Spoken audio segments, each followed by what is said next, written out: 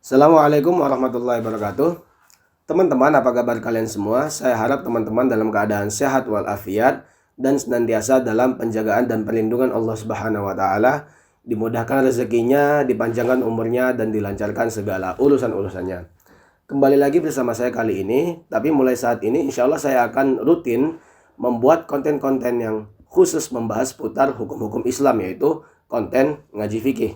Nah, bagi teman-teman yang sekiranya suka dengan pembahasan-pembahasan fikih, mungkin bisa diikutin konten ngaji fikih ini ya teman-teman. Alhamdulillah sudah seminggu semenjak lebaran, dan semoga di bulan Syawal kali ini kita bisa lebih produktif dan senantiasa konsisten dan istiqomah dalam ketakwaan dan ketaatan kita kepada Allah Subhanahu wa taala sebagaimana di bulan Ramadan kemarin. Dan buat teman-teman, saya ingatkan di sini ya agar jangan sampai lupa untuk mengerjakan puasa sunnah 6 hari di bulan Syawal.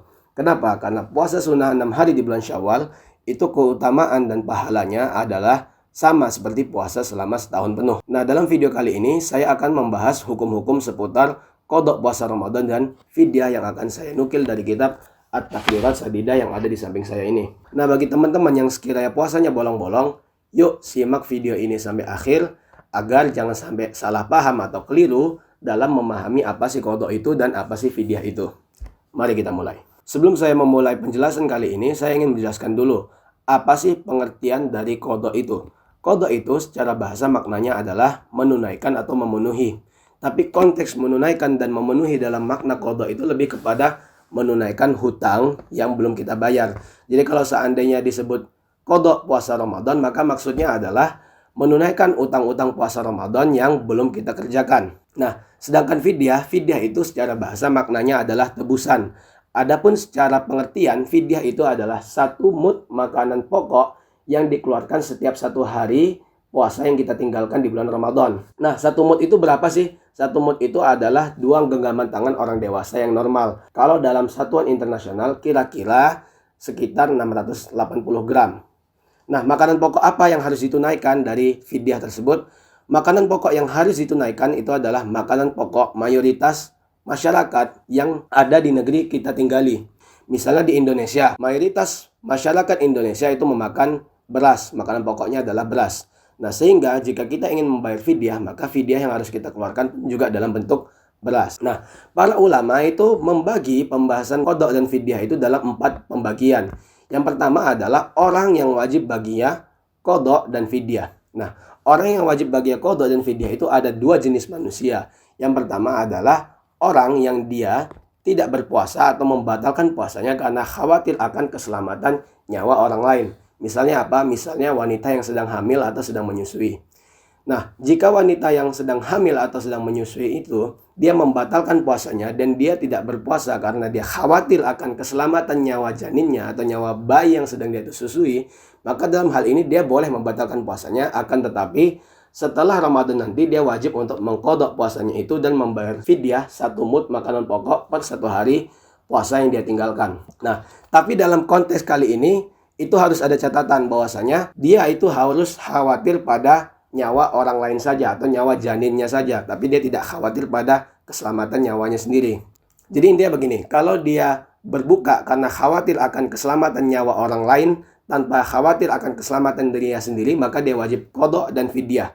Adapun jika dia khawatir pada keselamatan nyawa orang lain dan keselamatan dirinya sendiri juga, maka dia hanya wajib qadha saja. Itu kaidah yang harus kalian pegang. Nah, jenis manusia yang kedua yang wajib qadha dan fidyah itu adalah orang yang mempunyai utang puasa di bulan Ramadan dan dia tidak menunaikan utang puasanya itu sampai masuk Ramadan selanjutnya. Padahal dia sudah mempunyai kemampuan untuk mengerjakan utang puasanya itu. Misalnya begini, misalnya saya punya utang puasa di bulan Ramadan sebanyak 5 hari.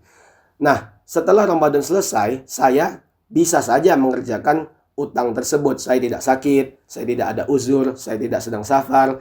Pokoknya saya tidak ada halangan untuk mengerjakan utang tersebut. Akan tetapi saya menunda-nunda sampai akhirnya masuk Ramadan selanjutnya. Maka dalam kasus kali ini saya wajib untuk mengqadha 5 hari puasa saya dan membayar fidyah 1 mud per 1 hari yang saya tinggalkan. Jadi saya harus qadha 5 hari puasa dan membayar 5 mud makanan pokok. Nah, bagaimana kalau 6 hari? Ya, kalau 6 hari berarti saya harus mengqadha 6 hari puasa dan membayar 6 mud makanan pokok. Kalau 7 hari berarti saya harus qadha 7 hari puasa dan membayar 7 mud makanan pokok. Nah, di dalam kitab At-Taqrir As-Sadidah itu jelaskan bahwasanya wa tataqarrarul fidyatu bi taqarruris sinin. Jadi fidyah itu semakin bertambah dengan bertambahnya tahun. Misalnya begini, saya kasih contoh yang sebelumnya. Saya punya utang 5 hari puasa. Saya belum mengqadha utang puasa itu selama 2 tahun, maka fidyahnya pun dikali 2. Jadi saya harus qadha 5 hari puasa itu, fidyahnya berarti 10 mud makanan pokok. Kalau misalnya saya punya utang 6 hari puasa, maka fidyahnya dikali 2 juga, yaitu 12 mud makanan pokok dan seterusnya. Bagaimana dengan 3 tahun? Ya dikali 3. Misalnya saya punya utang 5 hari qadha, maka saya qadha 5 hari puasa saya dan saya wajib membayar fidyah 15 mud makanan pokok. Kalau 6 hari bagaimana? Berarti saya wajib qadha 6 hari puasa saya dan bayar fidyah sebanyak 18 mud makanan pokok dan seterusnya dan seterusnya. Nah, sekarang kita masuk ke dalam poin yang kedua, yaitu orang yang wajib baginya qadha saja tanpa wajib fidyah. Dan ini contohnya ada banyak sekali. Misalnya orang yang sakit di bulan puasa dan dia memang tidak mampu untuk berpuasa sehingga dia membatalkan puasanya, atau seperti wanita yang sedang haid atau nifas, atau orang yang sedang bersafar sehingga dia membatalkan puasanya. Maka orang-orang semacam ini jika Ramadan telah selesai, dia wajib untuk menunaikan atau mengqadha puasanya yang dia tinggalkan itu. Nah, sekarang kita masuk dalam poin yang ketiga, yaitu orang yang wajib baginya fidyah saja tanpa wajib qadha. Siapakah mereka itu?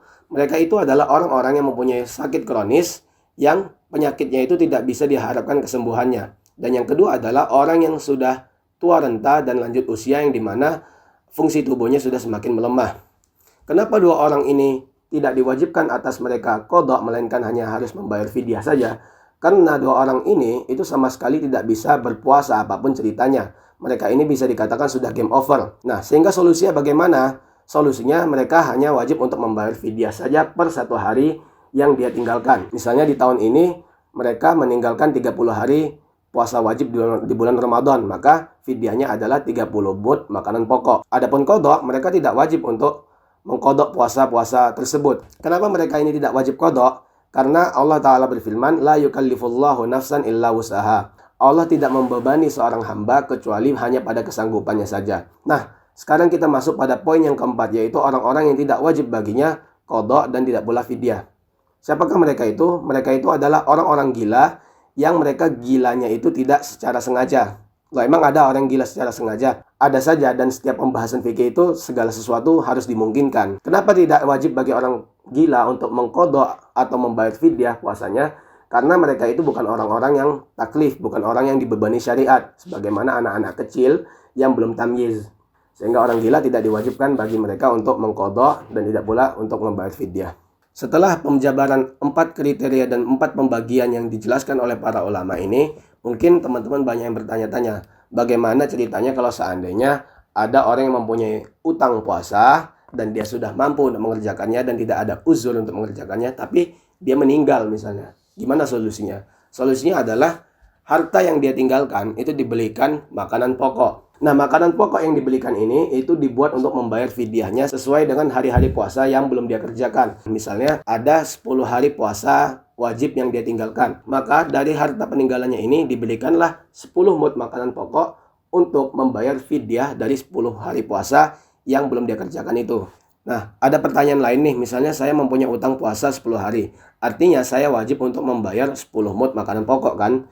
Akan tetapi saya tidak menemukan 10 orang miskin, melainkan hanya 1-2 orang saja. Bolehkah saya membagikan 10 mud makanan pokok ini kepada 1-2 orang miskin itu? Maka jawabannya adalah boleh.